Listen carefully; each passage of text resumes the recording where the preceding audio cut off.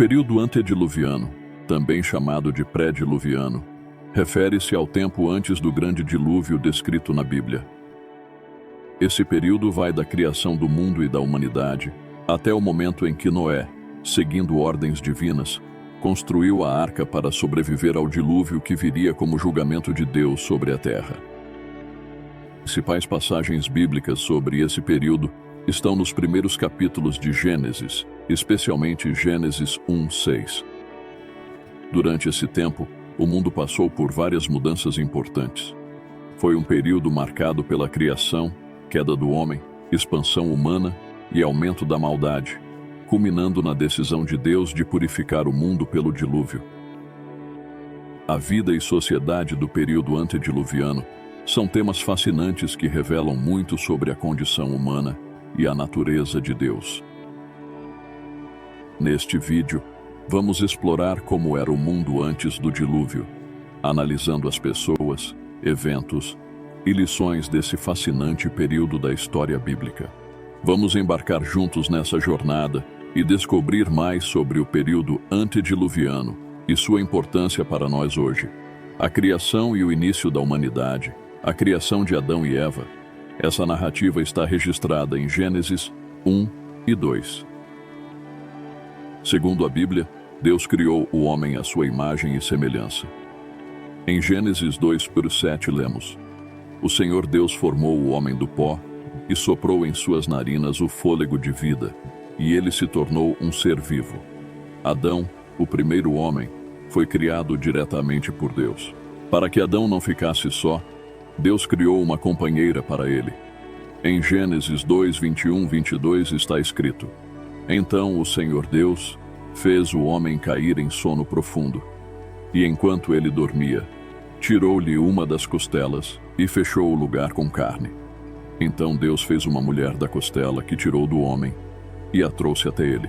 Assim, Eva foi criada de Adão, marcando o início da humanidade. Adão e Eva foram postos no Jardim do Éden, um paraíso perfeito criado por Deus. Em Gênesis 2:8-9 lemos: O Senhor plantou um jardim no Éden, ao leste, e ali pôs o homem que formara. O Senhor fez brotar da terra toda a árvore agradável à vista e boa para alimento. No meio do jardim estavam a árvore da vida e a do conhecimento do bem e do mal. O Éden era um lugar de abundância e beleza, onde tinham tudo o que precisavam. Deviam cuidar do jardim e podiam comer de todas as árvores, exceto uma. Deus lhes deu liberdade no Éden, com uma restrição: a queda e expulsão do jardim. A desobediência de Adão e Eva causou a queda da humanidade. Em Gênesis 3, a serpente, Satanás, enganou Eva, levando-a a comer o fruto proibido. Ela compartilhou o fruto com Adão, e ambos desobedeceram a Deus. Gênesis 3:6 diz: Vendo a mulher que o fruto era bom, agradável e desejável, comeu-o. Ela também deu ao marido, que estava com ela, e ele comeu. Como resultado, seus olhos se abriram e perceberam que estavam nus. Sentindo vergonha, esconderam-se de Deus. Essa desobediência trouxe o pecado ao mundo, resultando em maldições. Deus disse à serpente: Maldita és tu entre todos os animais. Rastejarás sobre teu ventre e comerás pó todos os dias da tua vida. Eva teria dores no parto, e Adão trabalharia duro para se sustentar. Por causa do pecado, Deus expulsou Adão e Eva do Jardim do Éden. Em Gênesis 3:23-24, lemos: O Senhor Deus o baniu do Jardim do Éden para cultivar o solo do qual fora tirado. Após expulsar o homem, pôs querubins e uma espada flamejante a leste do Éden para guardar o caminho da árvore da vida. A expulsão do Éden iniciou a vida fora do paraíso, trazendo a necessidade de redenção e a promessa do Salvador, Jesus Cristo. A vida dos primeiros patriarcas, Adão e seus descendentes. Após a criação, Adão e Eva tiveram filhos e filhas, iniciando assim a linhagem humana.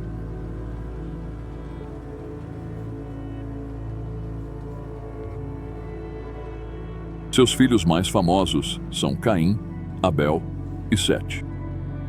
Gênesis 4 e 5 traça a genealogia de Adão, mostrando a importância dessas gerações na formação da humanidade. Caim, o primogênito, matou seu irmão Abel, o que trouxe uma maldição sobre ele e seus descendentes. Sete, o terceiro filho, é visto como herdeiro espiritual de Adão, e sua linhagem leva a Noé. Longevidade dos patriarcas antediluvianos. Uma característica notável dos primeiros patriarcas é sua longa vida. Adão viveu por 930 anos, segundo Gênesis 5:5. Outros patriarcas também tiveram vidas excepcionalmente longas. Matusalém, o mais velho de todos, viveu 969 anos, Gênesis 5:27. Essa longevidade ajudou na expansão populacional e na transmissão de conhecimento entre gerações. A longa vida dos patriarcas antediluvianos é vista como uma bênção de Deus nesse período inicial. Linhagem de Sete versos da Bíblia distingue claramente a linhagem de Sete da de Caim.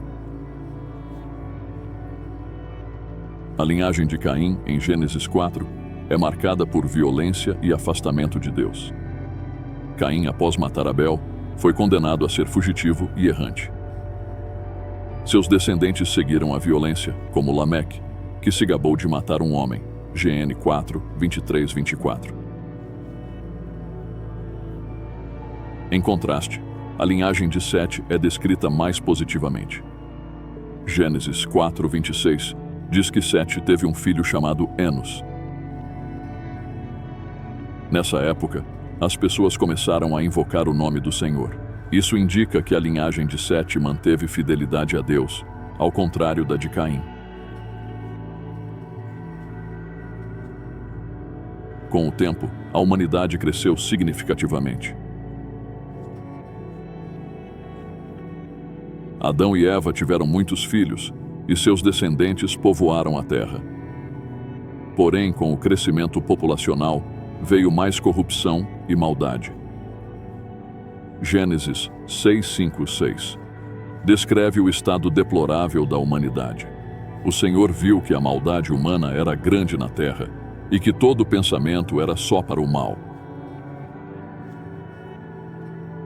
O Senhor arrependeu-se de ter feito o homem na terra, e isso o entristeceu profundamente.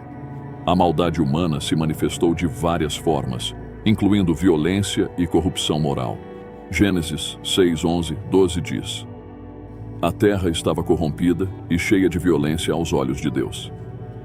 Deus viu que a terra estava corrompida, pois todos haviam corrompido seus caminhos.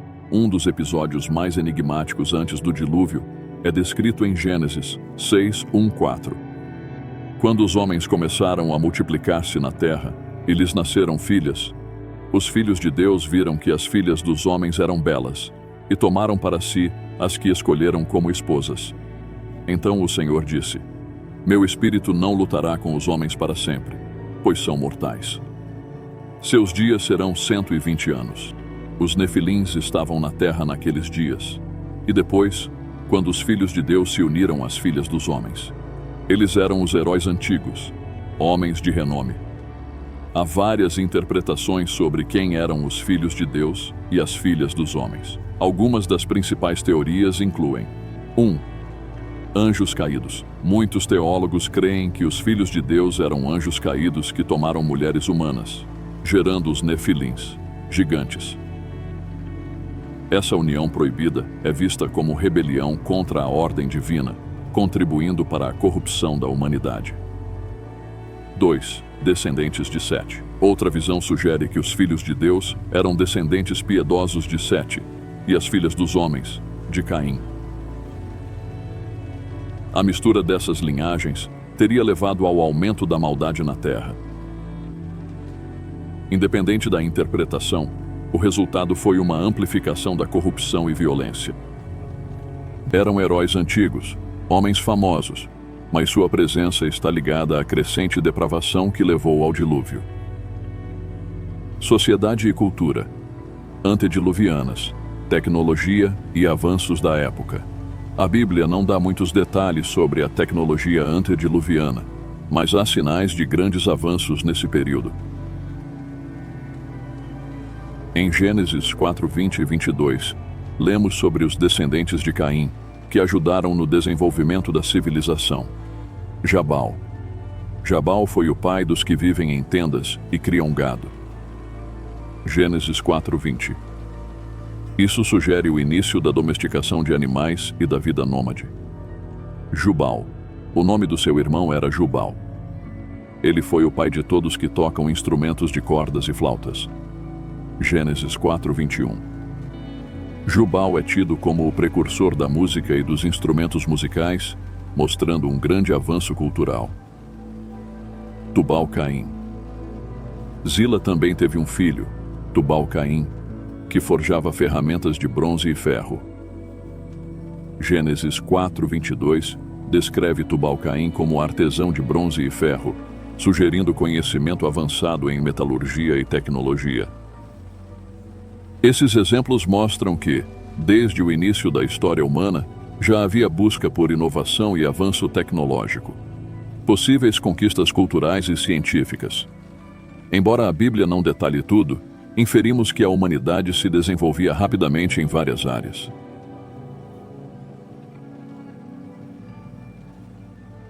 A menção de Jabal, Jubal e Tubal-Caim sugere uma rica cultura de inovação, música e artesanato. A longevidade dos patriarcas antediluvianos pode ter contribuído para um grande acúmulo de conhecimentos e habilidades por gerações. Com vidas de séculos, esses primeiros humanos tiveram tempo de experimentar, aprender e passar adiante suas descobertas. A vida social e religiosa no período antediluviano misturava avanço cultural e crescente corrupção.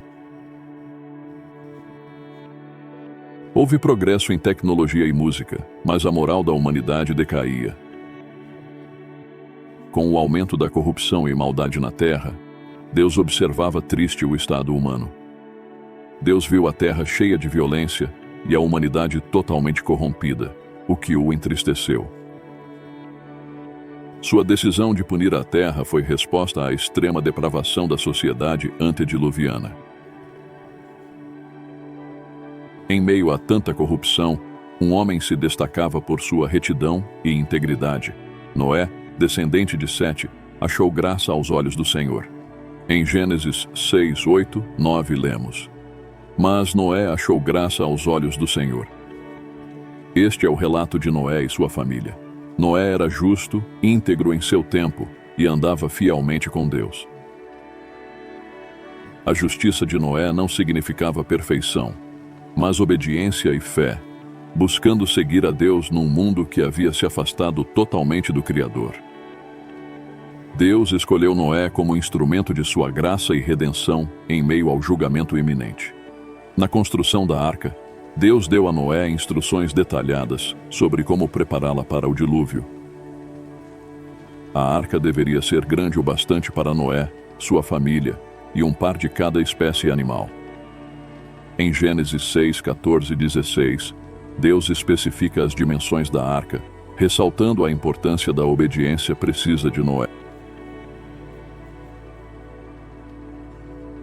Em 2 Pedro 2,5 está escrito: Se ele não poupou o mundo antigo quando trouxe o dilúvio sobre seu povo ímpio, mas protegeu Noé, pregador da justiça, e mais 7. Este versículo chama Noé de pregador da justiça, o que alguns veem como prova de que ele alertou sobre o castigo e pediu arrependimento enquanto construía a arca. O dilúvio trouxe destruição total ao mundo.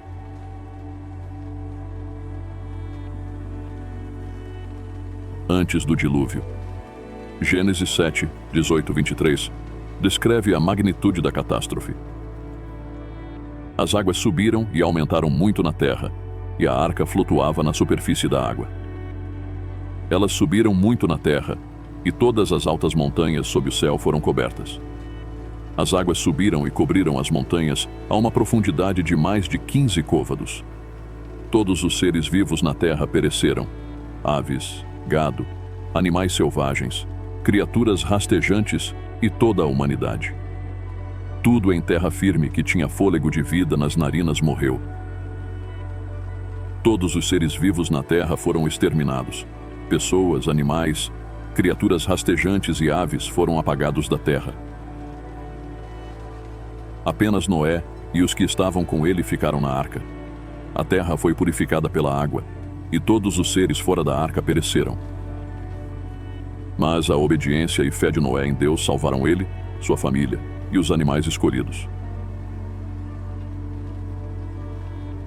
Após o dilúvio, Deus fez uma promessa a Noé e seus descendentes, simbolizada pelo arco-íris. Em Gênesis 9, 11 e 13, Deus diz: "Estabeleço minha aliança com você. Nunca mais toda a vida será destruída pelas águas de um dilúvio. Nunca mais haverá um dilúvio para destruir a terra." E Deus disse: "Este é o sinal da aliança entre mim, vocês e todos os seres vivos, para sempre. Pus meu arco-íris nas nuvens como sinal da aliança entre mim e a terra." A história do período antediluviano e do dilúvio traz lições importantes para hoje. 1. A gravidade do pecado. O dilúvio nos lembra que o pecado tem sérias consequências e que Deus, em sua justiça, não tolera a maldade. Isso nos chama a viver em retidão e buscar constantemente o arrependimento e a purificação. 2. Obediência e fé. A obediência de Noé, mesmo parecendo sem sentido, nos desafia a seguir a Deus fielmente, mesmo enfrentando oposição. A fé de Noé em seguir as instruções de Deus é um exemplo de confiança inabalável no Senhor. 3. Proclamação da justiça. Como Noé pregou sobre a justiça e o julgamento, devemos proclamar a verdade de Deus e chamar ao arrependimento. Devemos ser testemunhas da graça e justiça de Deus num mundo que frequentemente se desvia de seus caminhos. 4. Esperança de salvação. A história de Noé nos dá esperança porque Deus providenciou um meio de salvação. Hoje, esta salvação se encontra em Jesus Cristo, que é a nossa arca. Em João 14:6, Jesus diz: "Eu sou o caminho, a verdade e a vida. Ninguém vem ao Pai senão por mim." 5. Vigilância espiritual. Noé nos chama a estar sempre prontos e espiritualmente alertas. Busquemos uma vida devota, prontos para o retorno de Cristo. O período antediluviano e o dilúvio são mais que relatos antigos. São lições eternas sobre Deus, o pecado e a salvação pela fé em Cristo, nossa arca. Reflitamos e vivamos honrando a Deus, mostrando sua justiça e graça diariamente. Queremos ouvir suas reflexões sobre o que discutimos hoje. Concorda com as lições que tiramos do período antediluviano? Como vê a relevância dessa história para o mundo atual? Deixe seus comentários abaixo e compartilhe suas perspectivas. Curta o vídeo, compartilhe e inscreva-se para mais conteúdo assim. Ative o sino para receber avisos sobre novos vídeos. Sua participação é muito importante para nós. Obrigado por assistir e que Deus os abençoe.